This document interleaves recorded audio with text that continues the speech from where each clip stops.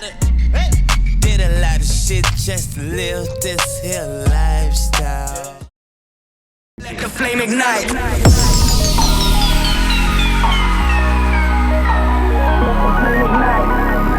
Paris with it. This is one of the best streets for shopping here. It's a real fluent area. They like to judge me before they get to know me. But while you're joking, I was getting me some money. I think I'm gonna rent this guy too, just to see how the Ferrari ride is. Never rode in a Ferrari.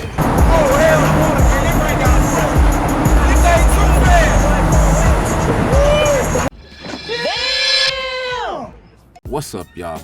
We about to do some traveling today. So look, I decided to take a flight from Atlanta, Georgia to Paris, France. The flight takes off at 9:45 p.m. and it lands at Charles de Gaulle at 12:30 p.m. First time to Paris, first time to France. Why not?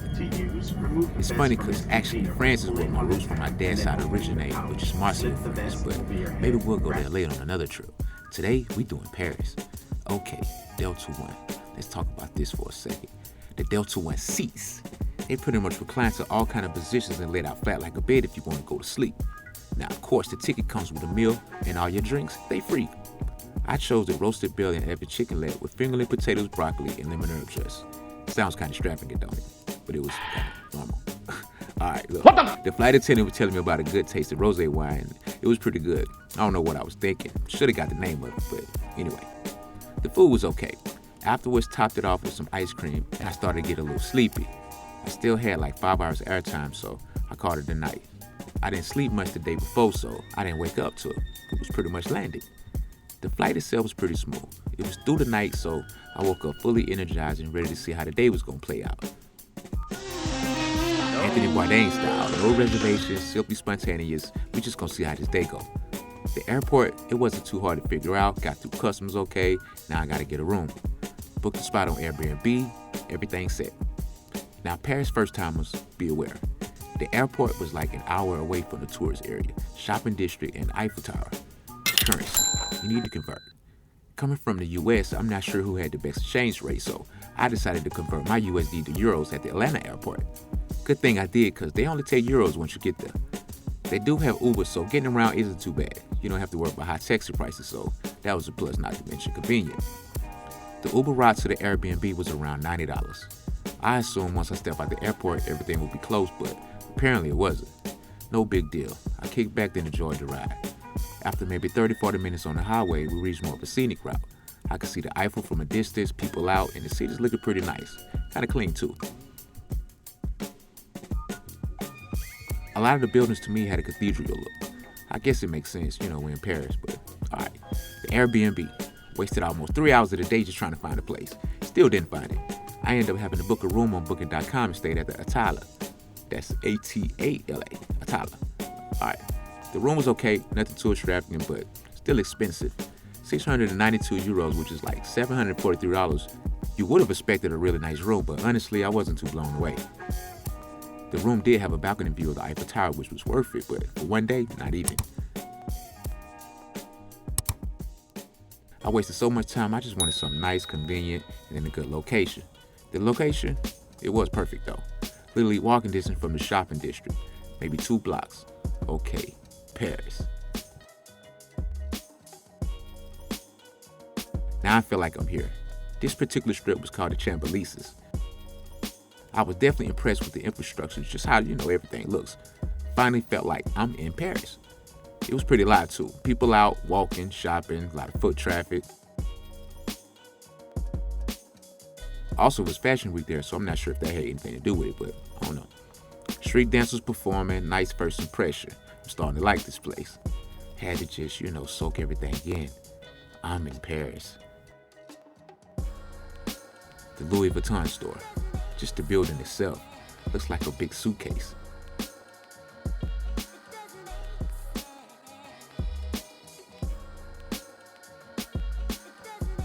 This is the Apple store. I thought it was like a museum or something, just the way it looked, but so many designer stores. I see Dior, YSL, several other stores. So if you come here to shop, I see why. There's a lot to choose from. I was getting kind of hungry, so I decided to try this place right here called Funkware. The food was okay. I wouldn't say, I'll be like, oh, the food in Paris was so good. It was all right.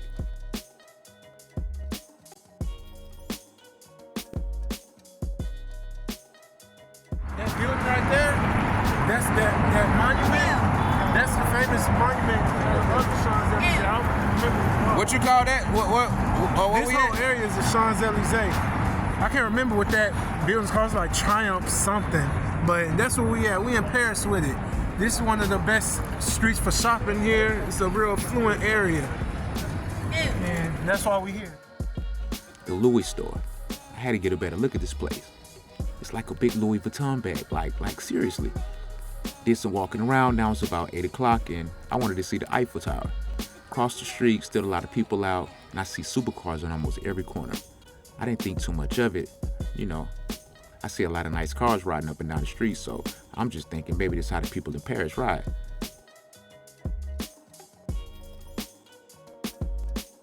I wanted to get a better look at one of the cars, so I walked up and asked the guy about the cars and the nightlife. Come to find out, the cars, they for rent. You can rent these cars out to drive or be chauffeured around if you want to. They'll give you a full tour of the city, take you to the Eiffel Tower or whatever you're trying to get into. They have several packages, it just depends on what you want to do. I've seen Lamborghinis, Murcielagos, Euros, Hurricanes, Maseratis, Ferraris.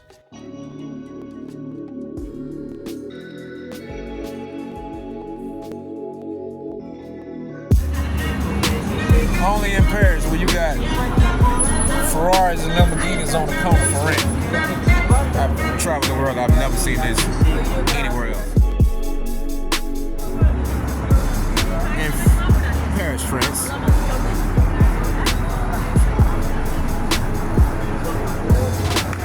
I think I'm gonna rent this guy too.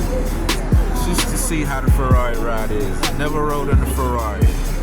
First time. Official Ferrari. Got the brake calipers.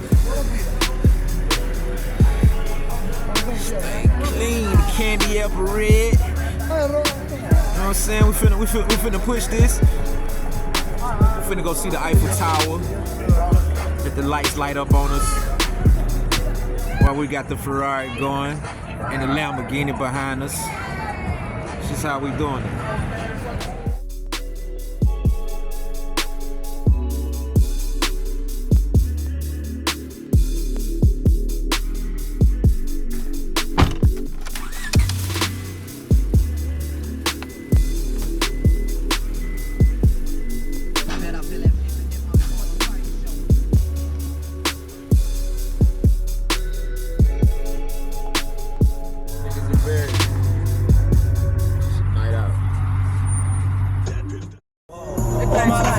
Grinding all my life, sacrifice, hustle, pay the price. One slice. We made it at the Eiffel. The Eiffel Tower. It's pretty nice. It was lit up gold. I never knew this, but 5 minutes after every hour, the Eiffel Tower actually sparkles. The Eiffel was about 10 minutes from the Champs-Elysees, depending on the traffic. Around the tower, that area was pretty nice also. A lot of people out, more stores. Definitely a nice area to see while you're here. Wish I had more time, but I only had one day. Now, would I come back? Yes. It was kind of a last minute idea to come, but all in all, I still had fun. Travel summary expectations, they were met city-wise. Hotel price-wise, staying near the Eiffel Tower or the tourist area, expensive. Especially if you want that Eiffel Tower view, which I did have, but it really wasn't worth it. Overall, Paris is definitely a nice destination to see for anyone. It's just a different vibe. I really didn't have the time to see more tourist attractions, but I'll be back for sure. For a one-day trip, this wasn't a great choice, simply because you just need more time to explore the city. Considering my Airbnb situation and how that all played out, I didn't get to see as much as I thought I would. However, just checking Paris out was a nice experience, not to mention the Ferrari rental was nice. Had a chance to really test the power and the speed out of the car too, and you can feel the power. The acceleration, now that was the most noticeable thing that I took away from the car ride itself. It's fast for sure. You're gonna get an adrenaline rush if you like really hit it.